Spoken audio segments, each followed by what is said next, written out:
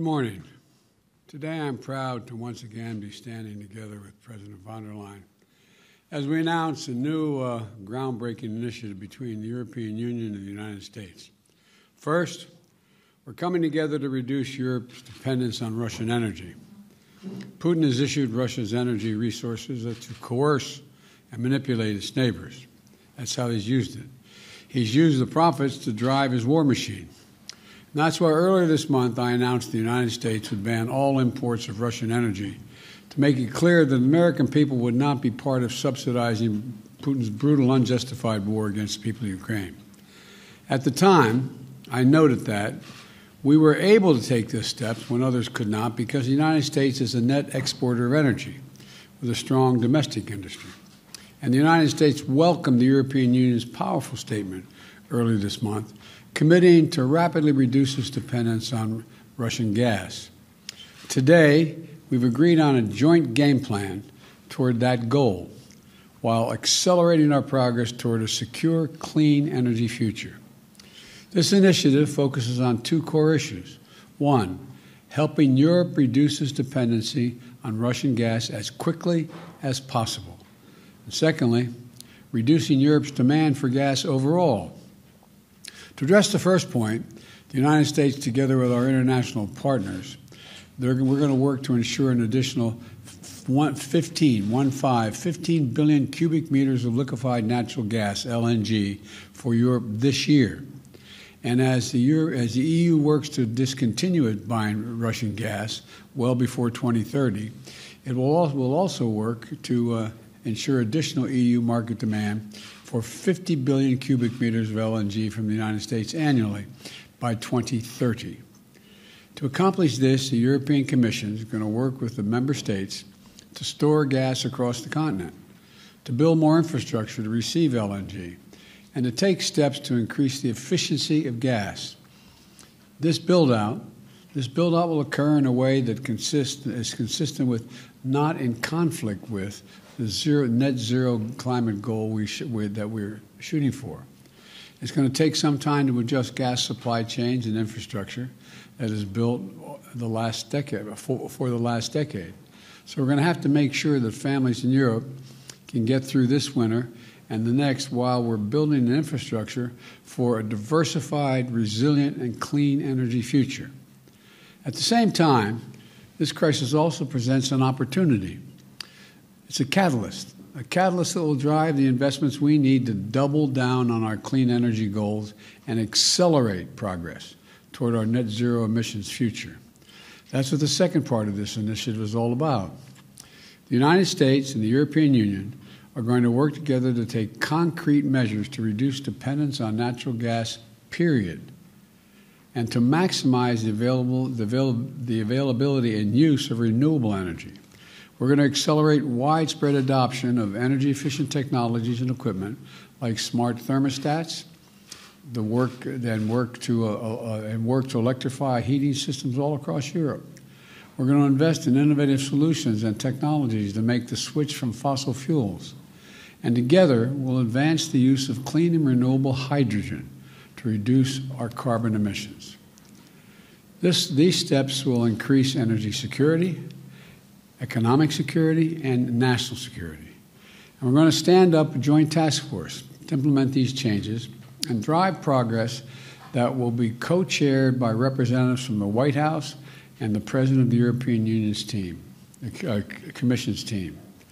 Madam President, I know that eliminating Russian gas will have costs for Europe, but it's not only the right thing to do from a moral standpoint, it's going to put us on a much stronger strategic footing. And I'm proud to announce that we've also reached another major breakthrough in transatlantic data flows. Privacy and security are key elements of my digital agenda. And today, we've agreed to unprecedented protections for data privacy and security for our citizens. This new arrangement will enhance the Privacy Shield framework, promote growth and innovation in Europe and the United States, and help companies, both small and large, compete in the digital economy, just as we did when we resolved the Boeing-Airbus dispute and lifted the steel and aluminum tariffs The United States and the EU are finding creative new approaches to knit our economies and our people closer together, grounded on shared values. This framework underscores our shared commitment to privacy, to data protection, and to the rule of law. And it's going to allow the European Commission to once again authorize transatlantic data flows that help facilitate $7.1 trillion in economic relationships with the EU.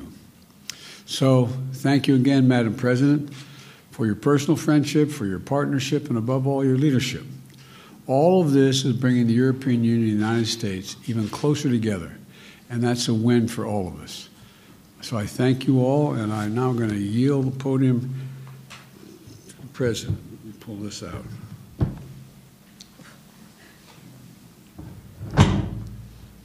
I earn my salary here. Is it out enough? There you go. Thank you. Thank you. Thank you. Mr. President, dear Joe, your presence here in Brussels this week at the NATO summit, at the G7 and at our European Council sends a very powerful message to the world. The transatlantic partnership stands stronger and more united than ever. And we are determined to stand up against Russia's brutal war. This war will be a strategic failure for Putin. Our cooperation on the 4 successive waves of sanctions against Russia has been extraordinary and exceptional. The sanctions are now working their way deep into the Russian system, draining Putin's resources to finance this atrocious war.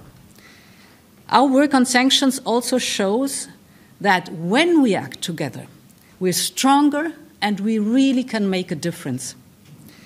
And we are continuing to reinforce our cooperation in many strategic ways, on humanitarian and security assistance to Ukraine, on energy, on fighting the threats against our democracies, on solving outstanding issues in the EU-US cooperation, including in data protection and privacy.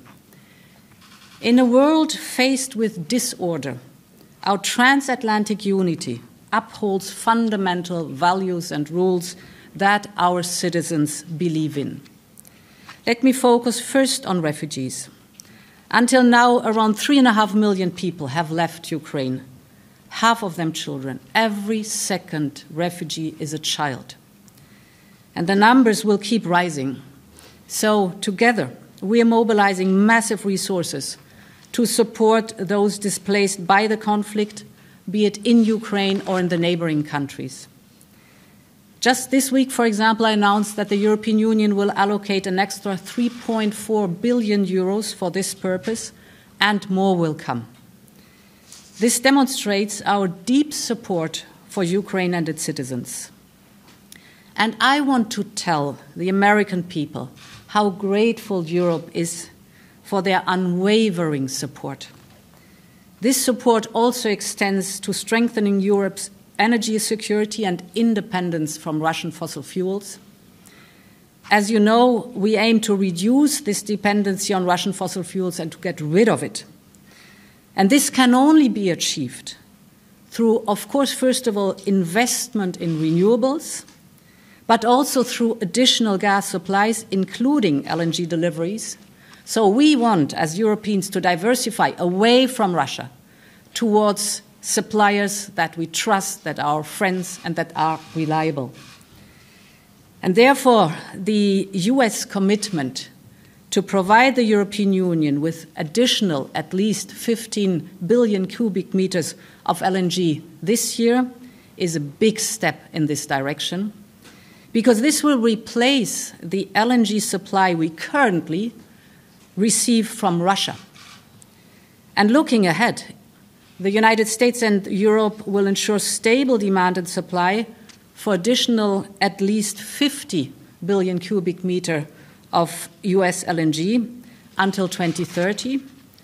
And if we look at that, this amount, 50 BCM per year, is replacing 1/3 already of the Russian gas going to Europe today.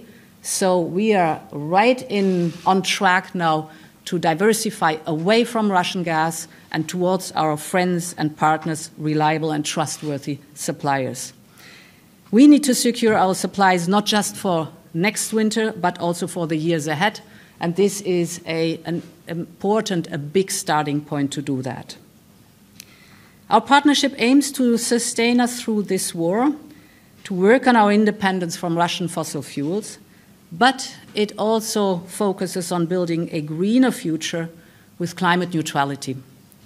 We will work together, also with our energy-intensive industry, and the good news is that the infrastructure that we use for gas today can be used for clean hydrogen in the future. So this investment we are doing right now is also an investment in the decarbonizing of our economy. The cooperation shows the power of our democracies. I particularly welcome that we will step up our respective action on strengthening democracies, the rule of law, the freedom of media in the world, and we also need to continue adapting our own democracies to a changing world. This is particularly true when it comes to digitalization, in which the protection of personal data and privacy has become so crucial. And therefore, I'm very pleased that we have found an agreement in principle on a new framework for transatlantic data flows. This will enable predictable and trustworthy data flows between the EU and US, safeguarding privacy and civil liberties. And I really want to thank Commissioner Reinders and Secretary Raimondo for their tireless efforts over the past month to finish a balanced and effective solution. This is another step in our strengthening our partnership. We managed to balance security and the right to privacy and data protection.